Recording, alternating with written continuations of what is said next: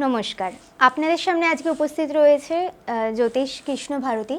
তো আমি কিছু কোশ্চেন নিয়ে আজকে এগিয়ে যেতে চাই। আজকের বৃত্তান্ত হচ্ছে সাড়ে সাতি, যে শনির সাড়ে সাতি রয়েছে সেটার কি প্রভাব রয়েছে, মেষ রাশির ওপরে শনির সাড়ে সাতি কি প্রভাব রয়েছে সেটা আমি জানতে চাই আপনার থেকে। হ্যাঁ, প্রত্যেকে নমস্কার। মেষ রাশির সাড়ে সাতি শুরু হবে আগামী 29শে মার্চ। শনি যখন কুম্ভ রাশি থেকে মীন রাশিতে গমন করবে, মেষ রাশির সাপেক্ষে সাড়ে সাতির প্রথম চরণ, অর্থাৎ যেটাকে আমরা বলি ফার্স্ট ফেজ। তা অনেকেই এটা নিয়ে অনেক শঙ্কা প্রকাশ করছে, কারণ মেষ রাশি কালপুরুষের প্রথম ভাব, কালপুরুষের প্রথম ভাব থেকে দ্বাদশ স্থানে শনির অবস্থান মীন রাশির ভাবে। প্রথমত সেটা কিন্তু মোটামুটি একটা নেতিবাচক, কারণ দুস্থানগত হলে দ্বাদশভাবে যেহেতু শনি দুস্থানগত অবস্থান মেষ রাশির সাপেক্ষে, সেটা কিন্তু সম্পূর্ণ নেতিবাচক।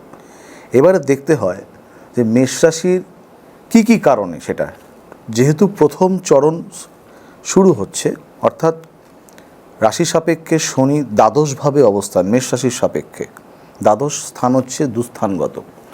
আমরা জানি যে কোনো জন্মছকে সাড়ে সাতি হোক কিংবা অষ্টক শনি কিংবা কণ্টক শনি হোক, কোন সময় জাতককে বেশি কষ্ট দিতে পারে কিংবা আদৌ কষ্ট দেবে কিনা, যার জন্য কিন্তু শনির অবস্থানটা কিন্তু প্রধান বিচার্য বিষয়। একটি রাশিচক্রে শনির অবস্থান, মেষ রাশির যে প্রত্যেক জাতক জাতিকাই যে সাড়ে সাতি কুপ্রভাবের মধ্যে পড়তে চলেছে তা যেরকম একেবারেই নয়।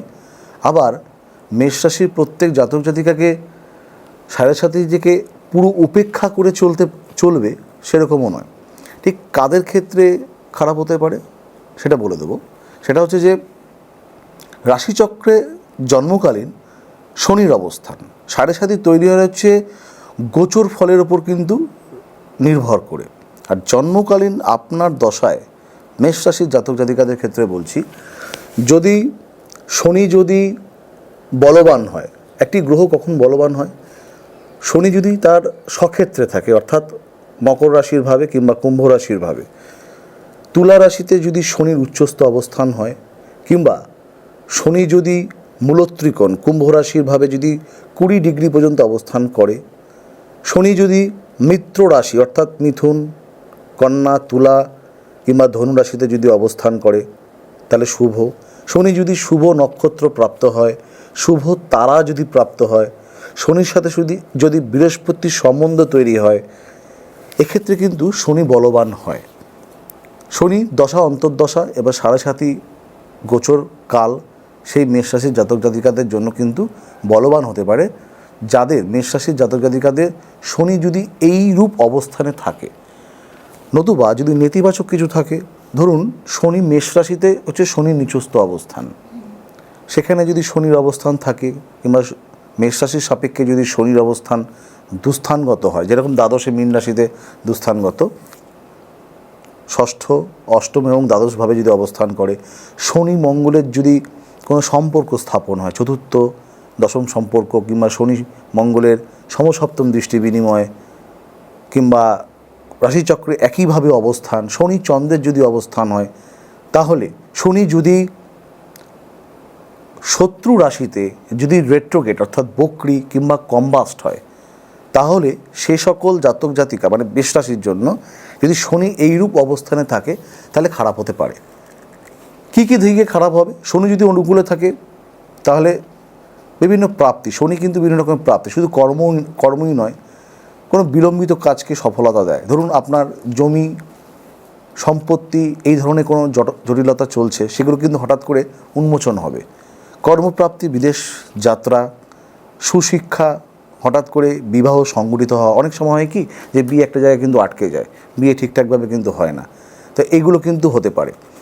আর শনি যদি মেষ রাশির সাপেক্ষে যদি খারাপ অবস্থায় থাকে তাহলে বিলম্বিত যে কোনো কাজে বিলম্বিত, শনি যেরকম দেয় মানুষকে আবার কিন্তু নিয়েও নিতে পারে। শনি হচ্ছে রাজা।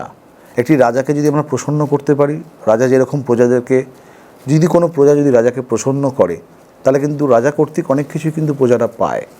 যদি প্রসন্নত যদি না হয় রাজা, তাহলে কিন্তু সমস্ত কিছু কিন্তু রাজা কেড়ে নেয়। আমরা এগুলো অতীতের অনেক শিক্ষা থেকে আমরা জানতে পারি। তাই শনির অবস্থান, জন্মকালীন শনির অবস্থান যদি মেষ রাশির সাপেক্ষে নেতিবাচক হয়, কর্মক্ষেত্রে নাশযোগ, হঠাৎ করে একটি কাজ করছিলেন, সেই কর্মের থেকে চ্যুতি ঘটতে পারে, কর্মের পরিবর্তন হতে পারে। ব্যবসা করছেন, অতিরিক্ত মুনাফা অর্জন করবার জন্য তারা বিনিয়োগ করলেন, কিন্তু সেই আশা কিন্তু পূরণ হলো না। বিবাহ ক্ষেত্রে কিন্তু অনেক ধরনের সমস্যা হয়, বিচ্ছেদ, হ্যাঁ, কিংবা কোনো সম্পর্কজনিত সমস্যা, এই ধরনের সমস্যাগুলো কিন্তু হয়। সন্তানের সাথে বিরোধ কিংবা প্রিয়জনের ক্ষেত্রে কিন্তু বিরোধ তৈরি হয়।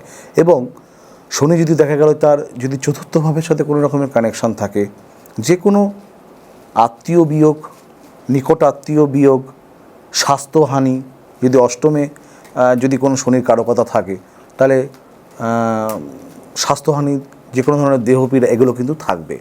তাহলে পরিশেষে বলা যেতে পারে মেষ রাশি জাতক জাতিকা যারাই রয়েছেন, 7.5 নিয়ে অযথা ভয় পাওয়ার কোনো কারণ নেই। আবার একেবারে যে উপেক্ষা করবে তাও নয়।